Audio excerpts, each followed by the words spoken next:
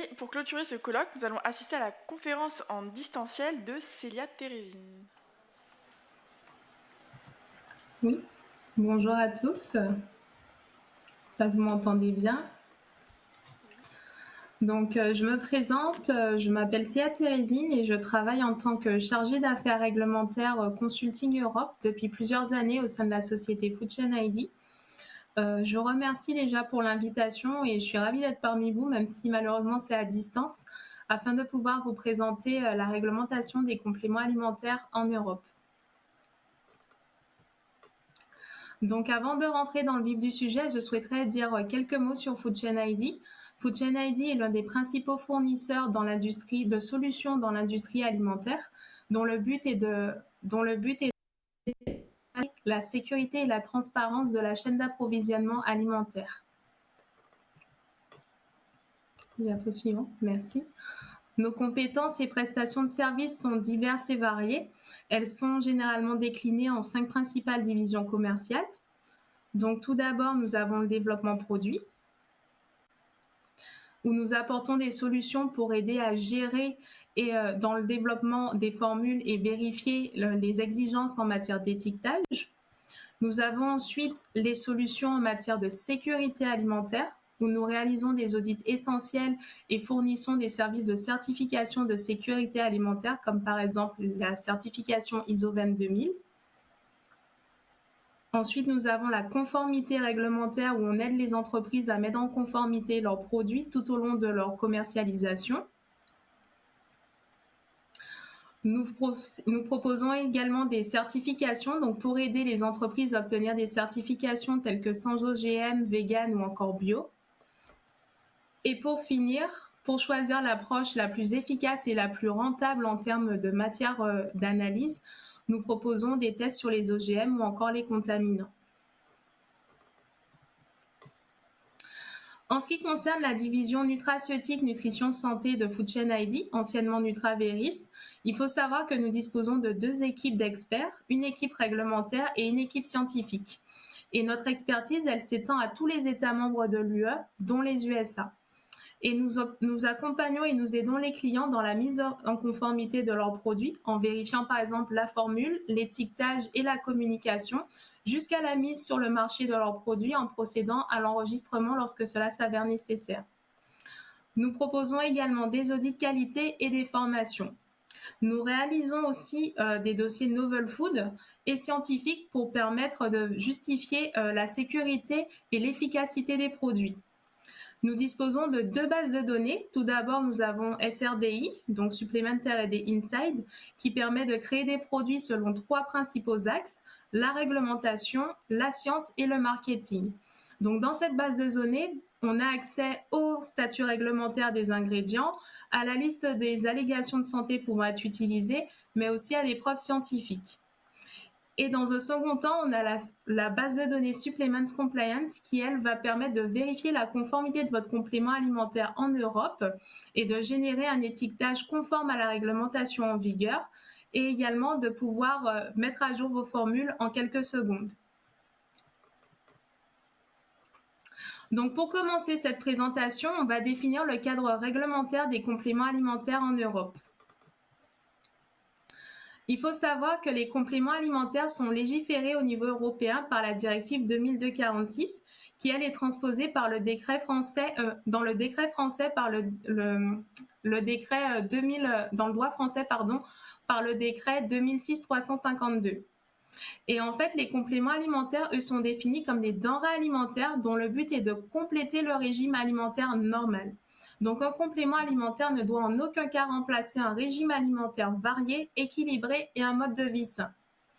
Et il faut savoir que les compléments alimentaires sont vendus sous forme de doses qui sont destinées à être pris à une faible quantité. Et elles sont déclinées sous différents types de formes de présentation. On peut retrouver notamment des gélules, des comprimés, des pastilles, des poudres, etc. Et de par leur forme de présentation, il faut savoir que les compléments alimentaires sont souvent confondus avec les médicaments. Sauf que les médicaments, eux, sont définis comme étant des substances ou des compositions qui ont des propriétés curatives à l'égard des maladies humaines. Donc les médicaments, eux, ont un effet thérapeutique, tandis que les compléments alimentaires, eux, ont un effet nutritionnel ou physiologique. Donc il est important de toujours retenir que les compléments alimentaires ne sont pas des médicaments, mais bel et bien des denrées alimentaires. Merci. Diapo suivante, s'il vous plaît. Voilà. Dès lors qu'un complément alimentaire va posséder des effets thérapeutiques ou être présenté comme tel sur un support de communication, il sera soit qualifié en médicament par présentation, soit en médicament par fonction. Et en cas de doute, ce sera le médicament qui l'emportera. Les compléments alimentaires peuvent être composés d'ingrédients actifs, donc dont le but est d'avoir un effet nutritionnel ou physiologique, mais également d'ingrédients non actifs. On peut retrouver par exemple les additifs alimentaires ou les arômes alimentaires, etc., où eux auront un but plutôt technologique. Parmi les ingrédients actifs, on peut retrouver plusieurs types d'ingrédients, notamment les plantes ou préparations de plantes, donc sous forme de poudre, d'extrait ou d'huile essentielle, les vitamines et les minéraux, qu'on appelle aussi nutriments, les substances à but nutritionnel ou physiologique, qui sont définies comme des substances autres que des vitamines et des minéraux et plantes et préparations de plantes. Donc on retrouve généralement les acides aminés, les acides gras, la mélatonine, etc. Nous avons également les micro-organismes, donc tout ce qui est levures, algues, champignons, etc., mais également des ingrédients alimentaires classiques, donc des ingrédients qu'on peut retrouver généralement dans notre alimentation. On a les huiles végétales, le miel, etc. Si on se focalise sur les compléments alimentaires à base de plantes et préparation de plantes, il faut savoir qu'au niveau européen, il n'existe pas de liste positive de plantes ou de préparation de plantes autorisées dans les denrées alimentaires en Europe. Néanmoins, on n'est pas dépourvu de législation européenne. Vous pouvez retrouver à l'annexe 3 du règlement 1925-2006 une liste de plantes ou de préparations de plantes interdites dans les denrées alimentaires en Europe ou bien soumises à restriction. Il y a également le règlement 2017-2470 qui va lister des novel foods autorisés. Et dans cette liste, vous pouvez également retrouver des plantes ou des préparations de plantes. Il faut savoir que ces règlements ne sont pas exhaustifs et peuvent régulièrement être mis à jour.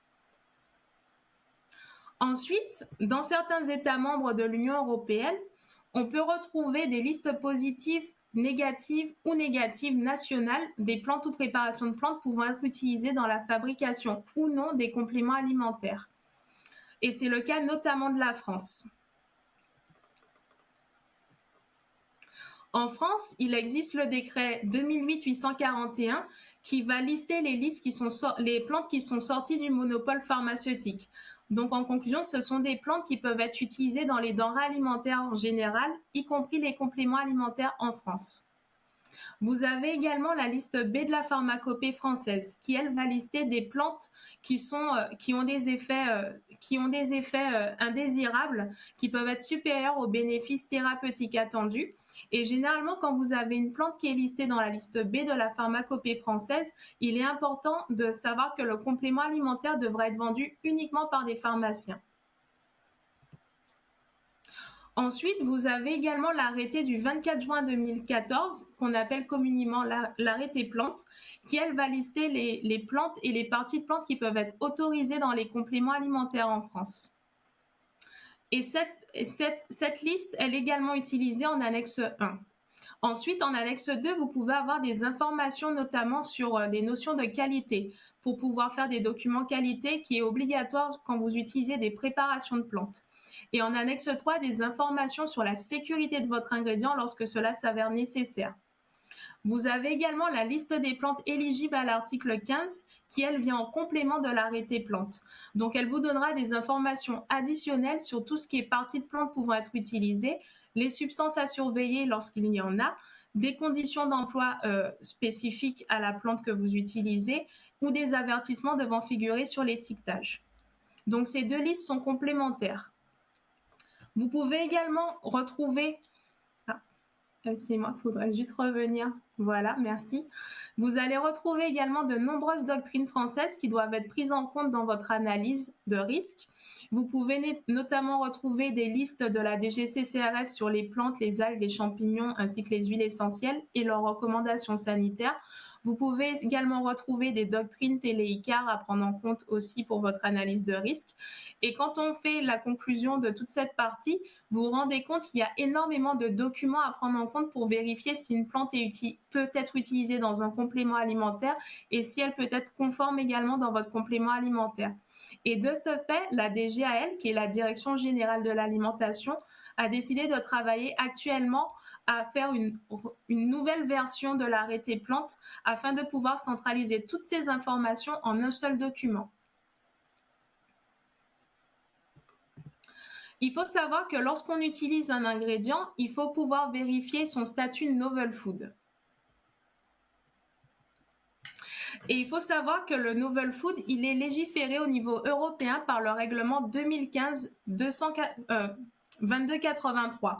Ce règlement, il n'est pas applicable aux additifs, aux arômes, aux enzymes, aux OGM et aux solvants d'extraction. Et dans ce règlement, vous avez une définition du novel food qui est définie comme étant un aliment pour lequel la consommation humaine est restée négligeable avant le 15 mai 1997 en Union européenne. Diapo suivant, merci. Il existe, pour vérifier le statut novel food d'un ingrédient, il est possible par exemple de se référer au catalogue novel food.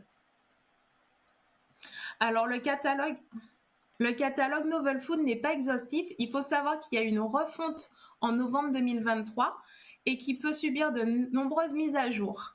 Mais ça reste quand même un outil intéressant pour les opérateurs du secteur alimentaire. Donc, plusieurs statuts sont définis dans ce catalogue.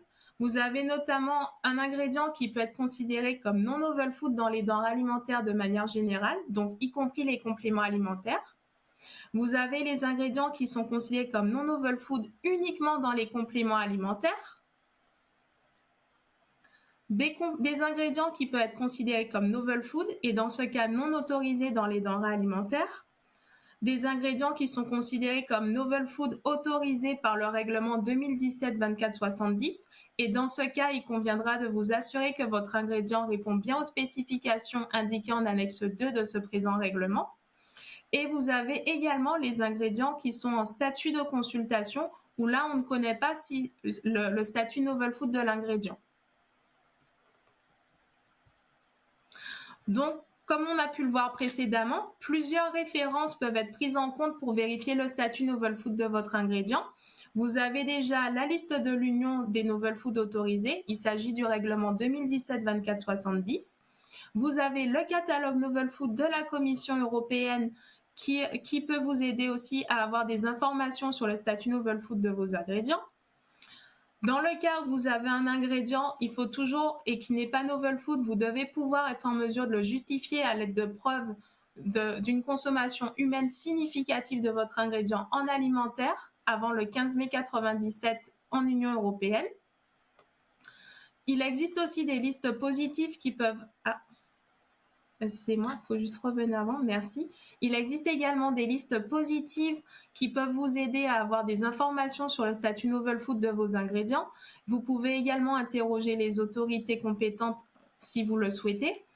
Quand vous avez des préparations de plantes dans votre complément alimentaire, il est important de faire attention au procédé de fabrication de votre préparation, le solvant d'extraction utilisé, mais aussi le ratio plante-extrait.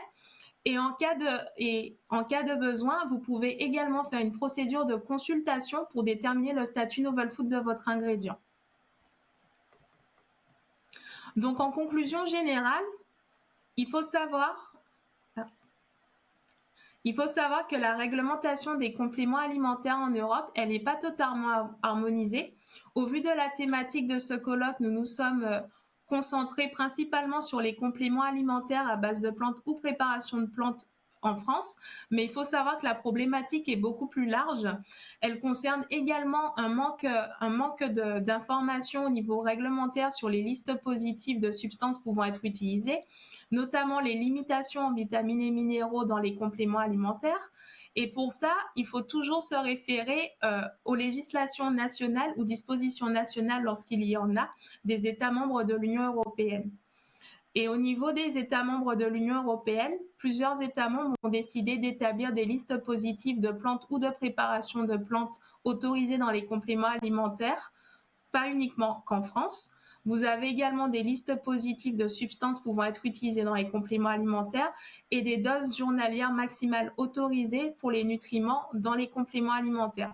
Donc, il s'agit toujours de faire une analyse au cas par cas selon le pays où vous souhaitez commercialiser votre complément alimentaire. Et il faut toujours partir du principe que la réglementation n'est pas figée dans le temps. Donc, il faut toujours veiller à ce que votre complément alimentaire soit toujours conforme à la réglementation en vigueur et pour cela, toujours être au fait des évolutions réglementaires qu'il peut avoir. Je vous remercie.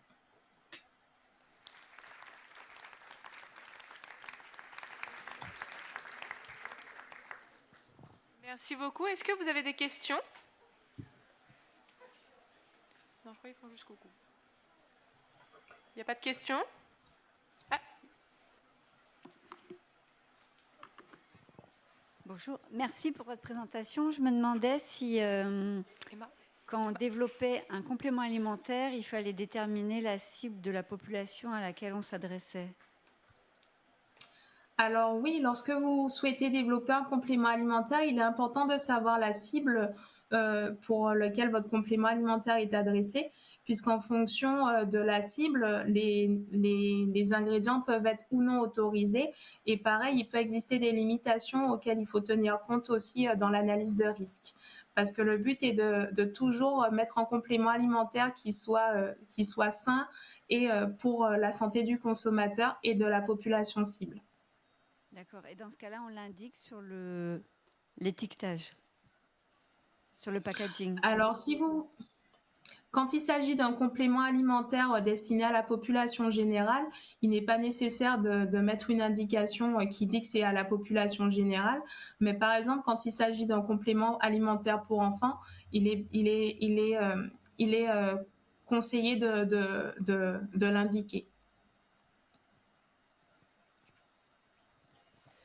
Bonjour, il y a de plus en plus de choses qui se développent autour de la valorisation des coproduits végétaux. Y a-t-il une réglementation spécifique pour cette typologie de produits en termes de compléments alimentaires ? Alors, de manière générale, lorsque vous avez un complément alimentaire qui contient des plantes ou des préparations de plantes, vous devez prendre en considération tous les textes au niveau européen et national du pays où vous souhaitez commercialiser votre complément alimentaire. Et encore une fois, il faudra faire attention en fonction de l'ingrédient que vous utilisez, vérifier s'il n'est pas novel food de par son innovation et vérifier également que la partie de plante que vous utilisez est autorisée dans le complément alimentaire. Encore une fois, c'est toujours une analyse au cas par cas en fonction du pays où vous souhaitez commercialiser et en fonction de l'ingrédient que vous souhaitez utiliser. Est-ce qu'il y a d'autres questions? Merci beaucoup.